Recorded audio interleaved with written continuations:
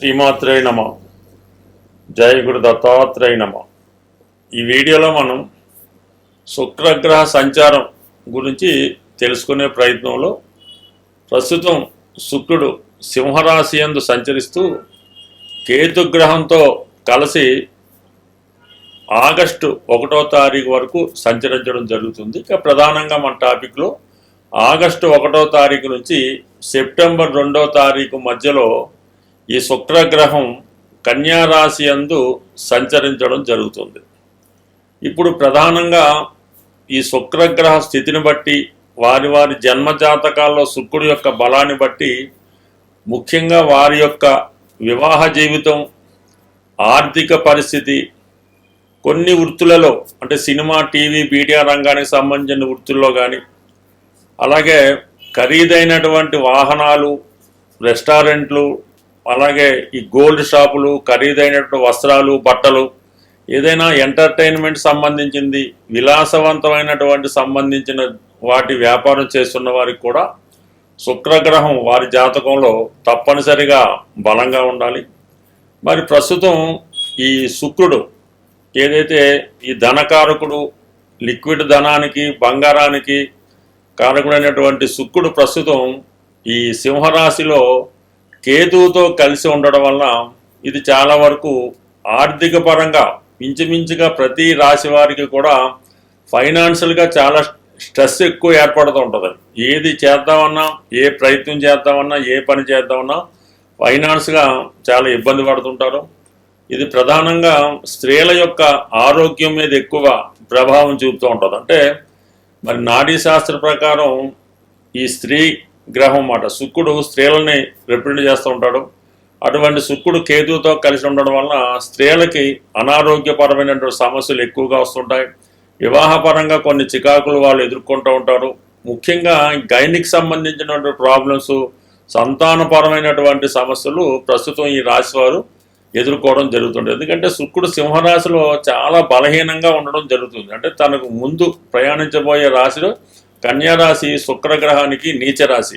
ఆ కారణం వల్ల నీచలోకి వెళ్తున్నటువంటి శుక్రుడు చాలా బలహీనమై ఉంటాడు. కాబట్టి ఇది మగవారికి, వ్యాపారస్తులకి ఆర్థిక పరిస్థితి మీద, స్త్రీలకి ఆరోగ్యం మీద ఎక్కువ ప్రభావం చూపుతుంది. అటువంటి శుక్రుడు ఆగస్టు 1వ తారీఖు నుంచి కన్యారాశిలో ప్రవేశించడం జరుగుతుంది. అయితే ఈ కన్యారాశిలో ప్రవేశించినటువంటి శుక్రుడు ఏ గ్రహంతోనూ కలగకుండా సింగిల్గానే ఇంచుమించుగా ఆ నెలంతా సంచరించడం జరుగుతుంది.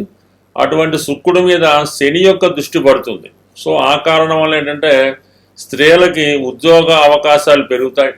వారు కొంతవరకు ఆరోగ్యపరంగా కొంత ఇంప్రూవ్మెంట్ అవ్వడం జరుగుతుంది. మగవారికి అయితే వ్యాపారపరమైన అభివృద్ధి ఉంటుంది. ఎందుకంటే శుక్రుడు నీచ రాశిలోకి వచ్చినప్పుడు కూడా తన మిత్రగ్రహమైనటువంటి శని భగవానుడితో చూడబట్టడం జరుగుతుంది. అలాగే శుక్రుడికి లాభస్థానంలో గురుగ్రహ సంచారం జరుగుతుంది. ఈ రెండు కూడా శుక్రుడిని చాలా బలంగా చేయడం వల్ల మరి మీరు గతంలో ఇంచుమించుగా ఈ జూలై నెలాఖరు వరకు ఎదుర్కొన్నటువంటి ఆర్థిక సమస్యల నుంచి, అలాగే స్త్రీలు అనారోగ్యపరమైన సమస్యల నుంచి చాలా వరకు బయటపడడం జరుగుతుంది. స్వస్తి. శ్రీమాత్రే నమ. జై గురు దత్తాత్రేయ నమ. తులారాశి వారికి శుక్రుడు రాశ్యాధిపతి. రాశుల్లోకెల్లా ఈ తులారాశి వారు శుక్రుడు అధిపతి అవ్వడం వల్ల వీళ్ళు ఎక్కువగా సెలబ్రిటీ రంగం, సినిమా రంగం, చాలా ఖరీదైనటువంటి కాస్ట్లీ లైఫ్ గడుపుతూ ఉంటారు. ఈ రాశిలో జన్మించిన ప్రతి ఒక్కరికి కూడా చిన్నప్పటి నుంచి కూడా మంచి సౌకర్యాలతో పెరగడం వల్ల వీళ్ళ జీవితం కూడా మంచి సక్సెస్ఫుల్గా వెళ్ళడం జరుగుతుంటుంది. ప్రధానంగా శుక్రుడు కూడా బలంగా ఉండాలి. ఈ రాశి వారికి శుక్రుడు వాళ్ళ జన్మజాతకంలో ఎంత బలంగా ఉంటే వాళ్ళు అంత ఉన్నత స్థాయికి వెళ్ళడం జరుగుతుంది. పొరపాటున శుక్రుడు బలహీనంగా ఉన్న, పాపగ్రహాలతో కలిసిన శత్రుస్థానంలో ఉన్న చాలా ఉన్నత స్థాయి కుటుంబంలో జన్మించి నెమ్మదిగా పెద్దలు సంపాదించిందంతా పోగొట్టుకోవడం, చిన్న చిన్న వ్యసనాలకి వాటికి లోనై చాలా భ్రష్టు పట్టి ఉన్న ఆస్తి అంతా పోగొట్టుకోవడం జరుగుతూ ఉంటుంది. అందువల్ల ఏంటంటే ఎస్పెషల్లీ ఏ రాశి వారు ఎలాగున్నా ఈ తులారాశి వారు మాత్రం చాలా వరకు వ్యసనాల జోలికి చాలా దూరంగా ఉండాలి. ప్రధానంగా స్త్రీలతో ఎటువంటి కనెక్షన్ పెట్టుకున్నా కూడా వారి జీవితానికి అదే ప్రధాన పతనం అవుతూ ఉంటుంది. తులారాశిలో ఎంతో టాప్లోకి వచ్చిన వాళ్ళు ఏదో ఒక స్త్రీ పరిచయం వల్ల వాళ్ళు జీవితంలో సంపాదించిన ధనంతో పాటు నేమ్ అండ్ ఫేమ్ కూడా కోల్పోయే స్థితి కనబడుతుంటుంది. కాబట్టి ఎస్పెషల్లీ తులారాశి వారికి ఆకర్షణ ఎక్కువ ఉంటుంది. వాళ్ళు వద్దనుకున్నా కూడా ఏదో రంగా వీళ్ళని ఇతర స్త్రీలు టెంప్ట్ చేస్తూ ఉంటారు. వాళ్ళు స్వాధీనపరచుకోవాలనో మాయ చేయాలనో ప్రయత్నం జరుగుతూ ఉంటుంది. కానీ ఏమాత్రం మీరు బలహీనపడినా కూడా జీవితం అన్నది నాశనం అవుతూ ఉంటుంది. ఇప్పుడు అటువంటి స్థితి రాశి వారికి కనబడుతుంది అన్నమాట. 11వ స్థానంలో శుక్రగ్రహం కేతుగ్రహంతో కలిసి లాభస్థానంలో సంచరించడం జరుగుతుంది. అంటే లాభస్థానం అన్నది మీకన్నా ముందు పుట్టినటువంటి వాళ్ళు, మీ స్నేహితులు, అలాగే వ్యాపార పరంగా మీకు వచ్చినటువంటి సంపాదన, లాభం ఇవన్నీ కూడా 11వ స్థానం బట్టి ఉంటుంది. అంటే 11వ స్థానంలో శుక్రుడు కేతువుతో కలిసి ఉండడం వల్ల స్త్రీలతో పరిచయం ఏర్పడడం కానీ, అంటే కేతువుతో కలిసి ఉన్నప్పుడు బాగా సొసైటీలో నేమ్ అండ్ ఫేమ్ ఉన్నవాళ్ళు, ఆధ్యాత్మిక రంగంలో ఉన్నవాళ్ళు, ఒంటరి జీవితం గడుపుతున్నటువంటి స్త్రీలు మీకు ఈ సమయంలో సహకరించే అవకాశం అయితే ఉన్నది. సో దాని తర్వాత ఏమవుతుందంటే ఆర్థిక పరంగా మీకు అష్టమాధిపతిగా ఉన్నటువంటి శుక్రుడు లాభస్థానంలో కేతుతో కలిసి ఉండడం వల్ల మీ పెద్దవారి సంపాదన, అంటే అది అమ్మమ్మలతో, తాతయ్యలతో, ముత్తాతలతో వాళ్ళ వీలునామా ద్వారా కానీ, ఇన్సూరెన్స్ ద్వారా కానీ, నిధి రూపంలో కానీ దాచిపెట్టినటువంటి సంపద మీకు ఈ సమయంలో లభించే అవకాశం ఉన్నది. అయితే అది కేతువుతో కలిసి ఉండడం వల్ల చాలా ఇబ్బంది పెడుతూ ఉంటుంది అన్నమాట. కనీ కనబడినట్టు ఇబ్బంది పెడుతుంటుంది.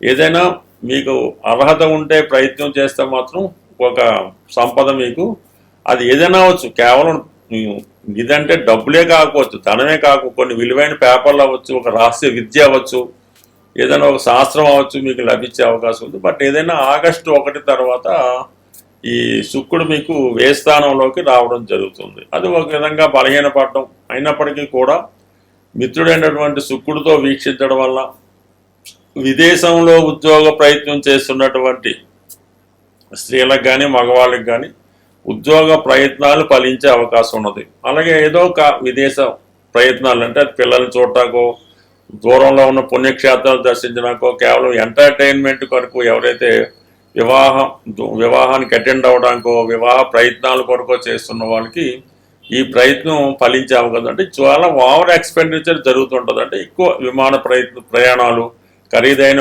లగ్జరీ హోటల్లో స్టే చేయడం ఇవన్నీ జరుగుతుంటాయి. ఎందుకంటే మరి శుక్రుడికి లాభస్థానంలో గురుగ్రహం ఈ నెలంతా సెప్టెంబర్ 2 వరకు ఉంటాడు. అలాగే శుక్రుడు కూడా ఆల్రెడీ చూస్తుంటూ ఆటోమేటిక్గా మీ ఖర్చులు ఎక్కువ పెరుగుతాయి. అలాగే సెప్టెంబర్ 2 తర్వాత శుక్రుడు స్వక్షేత్రంలోకి వస్తున్నాడు. అది మరింత మీకు ఫేవర్ అవ్వడం జరుగుతుంది. బట్ ఏదైనా ఈ ఆగస్టు 1వ తారీఖు వరకు మీరు మాత్రం ఇతరుల మాయలో పడకుండా జాగ్రత్త వహించడం మంచిది. బట్ ఏదైనా శుక్రగ్రహాన్ని పరిహారం చేసుకుంటే అది మీకు పాజిటివ్గా మారి ఒక సంపద మీకు లభించే అవకాశం ఉంటుంది. స్వస్తి. శ్రీమాత్రే నమః. పరిహారాలు మనం ప్రతి గ్రహానికి కూడా తగు విధమైనటువంటి పరిహారం అన్నది శాస్త్రంలో చెప్పబడడం జరిగింది. ఏదైనా ఒక రాశి వారికి అనుకూలమైనటువంటి గ్రహాలు అంటే కొందరికి మిత్రులు అవుతుంటారు, కొందరికి శత్రులు అవుతుంటారు. శత్రుగ్రహాలకి ఎప్పుడూ కూడా మనం ఈ డొనేషన్ ద్వారా, అంటే దానం ద్వారా దాన్ని రెక్టిఫై చేసుకోవచ్చు. ప్రధానంగా ఈ శుక్రుడు జాతకంలో బలహీనంగా ఉంటే చాలా ఇబ్బందులు పెడుతూ ఉంటాడు. స్త్రీల వల్ల, రోగాల వల్ల ఆర్థిక పరంగా ఇబ్బంది ఉంటుంది. శుక్రుడిని ప్రసన్నం చేసుకోవాలంటే ప్రధానంగా శుక్రవారం రోజు నియమంగా ఉండవలసి ఉంటుంది. అంటే చక్కగా తలస్నానం చేసి శుభ్రమైన వస్త్రాలు ధరించి ఆ రోజు ఏ విధంగా కూడా ధనాన్ని ఖర్చు పెట్టకూడదు. అంటే మన ఇంటి నుంచి ధనం బయటికి వెళ్ళకూడదు, బంగారాన్ని బయటికి పంపకూడదు. అలాగే స్త్రీలు ఎవరైనా ఉంటే వాళ్ళు పుట్టింటికి పంపడం కానీ, అత్తోరింటికి, అంటే మొత్తం మీద మన స్త్రీలు అంటే మన కుటుంబ సభ్యుల్ని ఇతరుల ఇళ్ళకి అది పంపించడం శుక్రవారం చేయకూడదు. అంటే అది పని మీద అవచ్చు, చుట్టాల నుంచి కావచ్చు, ఈ విధంగా ధనాన్ని బయటికి పంపకుండా జాగ్రత్త పడవలసి ఉంటుంది. శుక్రవారం రోజు అమ్మవారి ఆలయంలో, లక్ష్మీ అమ్మవారి ఆలయంలో తామర పువ్వులు అంటారు, అంటే కలవ పువ్వులు అని కూడా అంటారు, వాటితో ఒక హారంగా తయారు చేసి అమ్మవారికి పెద్ద విగ్రహం అయితే ఈ కలవ పువ్వులతో అర్పించడం. వీలైతే ఆ రోజు అంటే లక్ష్మీ గణపతి హోమం చేసుకుంటూ అందులో ఈ కలవ పూల్ని ఉపయోగించి హోమం చేయడం వల్ల, అంటే ప్రతి శుక్రవారం విధంగా అక్కర్లేదు, మీకు శుక్రదశ జరుగుతున్నా, శుక్రుడు బలహీనంగా ఉన్నా, వివాహం ఆలస్యం అవుతున్నా, స్త్రీలతో విరోధం అవుతున్నా, అక్కచెల్లెలతో విభేదాలు ఉన్నా కూడా ఏదో ఒక రోజు అంటే మీకు తారాబలం చూసుకొని ఒక మంచి రోజు మీకు అనుకూలంగా ఏదో సాధంతారో క్షేమతారో రోజు ఈ లక్ష్మీ గణపతి హోమం చేసుకోవలసి ఉంటుంది. దొరికితే 108 తామర పూలు లేదా కలవ పూలు, లేని పక్షంలో తామర గింజలు, ఇప్పుడు అవి అన్ని పూజా స్టోర్లో తామర గింజలు దొరుకుతున్నాయి, 108 తామర గింజలు హోమంలో సమర్పించడం, ఈ చేయడం వల్ల అనుకూలత ఏర్పడుతుంది. అలాగే శుక్రవారం రోజు ఆంజనేయ స్వామి వారి ఆలయంలో 6 గులాబీ పూలు, చాలా ఫ్రెష్గా తాజాగా ఉన్నటువంటి 6 గులాబీ పూలు శుక్రవారం ఈవినింగ్ సంధ్యా సమయంలో హనుమాన్ ఆలయంలో సమర్పించి 6 ప్రదక్షిణలు చేసి ఏదైనా ఒక స్వీటు, జాంగిరి కానీ జిలాబీ కానీ అక్కడ ఉన్నటువంటి భక్తులకి పంచిపెట్టడం వల్ల శుక్రగ్రహ అనుగ్రహం కలుగుతుంది. ఇంకా ప్రధానంగా వెరీ సింపుల్ రెమెడీ ఏంటంటే, చిన్నపిల్లలు అంటే 8వ సంవత్సరం లోపు ఉన్న పిల్లలు, చిన్నపిల్లలు ఎవరైతే ఇంకా పూర్తిగా ఊహ రాకుండా ఉన్నటువంటి అమ్మాయిలు, ఆడపిల్లలకి మీ చుట్టుపక్కల పిల్లలన్నా మీ కుటుంబ సభ్యుల్లో పిల్లలైనా వాళ్ళకి ఈ శుక్రవారం రోజు వీలైతే వారంతో నిమిత్తం లేదు, వాళ్ళకి ఇష్టమైనటువంటి స్వీట్స్ వాళ్ళకి పంచిపెట్టడం వల్ల కంప్లీట్గా మీకు మంచి శుక్రగ్రహం పెరుగుతుంది. అలాగే ఏదన్నా పెళ్ళిళ్ళు జరుగుతున్నప్పుడు, అమ్మాయిలకు కానీ అబ్బాయిలు కానీ పెళ్లి జరుగుతున్నప్పుడు ఆ పెళ్లిలో ఈ పెరుగు ఒక 5 లీటర్లో 6 లీటర్లో పెరుగు డొనేట్ చేయడం వల్ల కానీ, లేదంటే ఏదన్నా బీదవారు ఎవరన్నా ఉంటే వాళ్ళు పెళ్లి జరుగుతున్నప్పుడు ఆ అమ్మాయికి ఒక పట్టు చీర, ఈ మాంగళ్యం, ఇటువంటి సౌభాగ్య వస్తువులు, ఈ పెళ్లికి ఉపయోగించే వస్తువులు డొనేట్ చేయడం వల్ల మీకు ఇటువంటి శుక్రుడు యొక్క దోష పరిహారం అవుతుంది. అందువల్ల ఏంటంటే ఈ శుక్ర పరిహారం చాలా ఈజీ, ఏం వేరేది వెరీ సింపుల్. మీ కుటుంబంలో స్త్రీలకు ఇబ్బంది రాకుండా, వాళ్ళకి ఎటువంటి బాధ కలగకుండా, వాళ్ళ కంటి నుంచి నీరు రాకుండా, వాళ్ళని గౌరవప్రదంగా చూడటం వల్ల ఆటోమేటిక్గా మీ శుక్రుడు జనరేట్ అవటం జరుగుతుంది. అలాగే మీరు కూడా ఎల్లప్పుడూ కూడా చాలా వరకు ప్రతిరోజు కూడా శుభ్రమైనటువంటి అంటే మంచి వస్త్రాలు ధరించడం, నీట్గా ఉండడం, స్త్రీలను గౌరవించడం, కుటుంబాన్ని గృహాన్ని శుభ్రంగా ఉంచుకోవడం. అలాగే చెప్పులు కూడా మరీ పాత పడిపోయినట్టు వాడకూడదు, ఏదో 3 నెలలకు 6 నెలలకు చెప్పులు కూడా మారుస్తూ ఉండాలి.